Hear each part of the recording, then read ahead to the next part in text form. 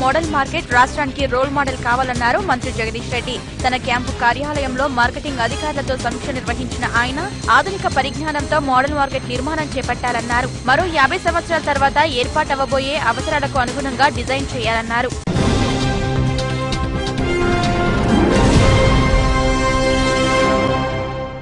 మెదక్ జిల్లా చేగుంట మండలం మకరాజ్పేటలో పెళ్లి భోజనం తిని పలువురు అస్వస్థతకు గురయ్యారు. దాదాపు 40 మంది వాంతులు విరేచనాలతో బాధపడటంతో ఆసుపత్రికి తరలించారు. ప్రస్తుతం వారి పరిస్థితి నిలకడగానే ఉన్నట్లు వైద్యులు తెలిపారు.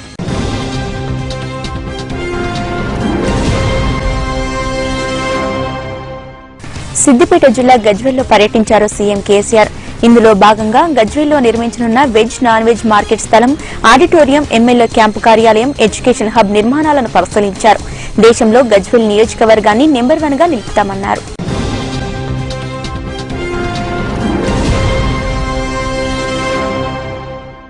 సిద్దిపేట జిల్లా మర్గల్ మండలం సింఘాయిపల్లిలో ఓ ఇంట్లో అగ్ని ప్రమాదం చోటు చేసుకుంది. దీంతో ఇంట్లో నిల్వ ఉంచిన పత్తి 2 లక్షల రూపాయలు అగ్నికి ఆహుతయ్యాయి. ఘటనా స్థలాన్ని పరిశీలించిన ఎంఆర్ఓ శ్రీనివాస్ రెడ్డి, ఎస్ఐ శ్రీధర్ బాబులు ప్రభుత్వం నుంచి నష్టపరిహారం అందేలా చూస్తామని స్పష్టం చేశారు.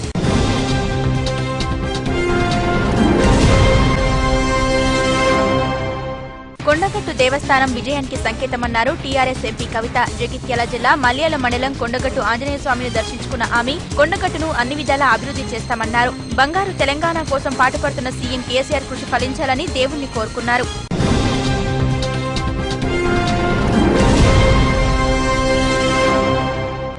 నియోజకవర్గంలో ఏ సమస్య ఉన్నా తన దృష్టికి తీసుకురావాలన్నారు వరంగల్ తూర్పు ఎమ్మెల్యే కొండా సురేఖ. వరంగల్ కొత్తవాడలో 75 లక్షలతో సీసీ రోడ్డు, డ్రైనేజీ నిర్మాణ పనులకు శంకుస్థాపన చేసిన ఆమె 28వ డివిజన్లోని శ్మశాన వాటికలో గోశాల విగ్రహ మండపాన్ని ప్రారంభించారు.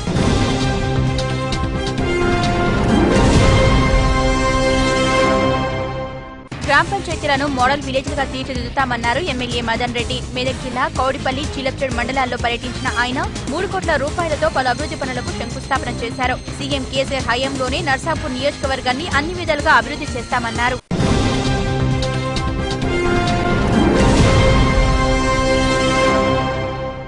సిద్దిపేట జిల్లా దుబ్బాక ఎస్ఐ చిట్టిబాబు మృతికి సిపి శివకుమార్, ఏసీపీ గిరిధర్లే కారణమని ఆరోపించారు బీజేపీ రాష్ట్ర కార్యదర్శి రఘునందన్ రావు. బెల్ట్ షాపులు, ఇసుక ట్రాక్టర్ల దగ్గర ఎక్కువ మొత్తంలో వసూలు చేయాలని ఒత్తిళ్లకు గురి చేస్తున్నందుని ఎస్ఐ చిట్టిబాబు ఆత్మహత్య చేసుకున్నారన్నారు. సీఎం సొంత జిల్లాలో ఎస్ఐలకు న్యాయం జరగటం లేదన్న ఆయన గతంలో కుకునూరుపల్లి ఎస్ఐ చనిపోతే పోలీసులు కేసు కూడా నమోదు చేయలేదని మండిపడ్డారు. దీనిపై హైకోర్టు, మానవ హక్కుల సంఘాన్ని ఆశ్రయిస్తామన్నారు.